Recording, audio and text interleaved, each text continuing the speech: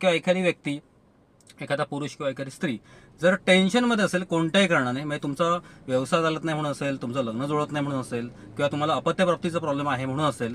आता अपत्यप्राप्तीमध्ये फक्त मी मुलगा मुलगी हा विषय सांगत नाही, कारण तो मी स्वतः भेद करत नाही. त्याच्यामुळे बाळ होईल की इथपर्यंत आपण विषय सांगता येतो नक्कीच. सॉरी.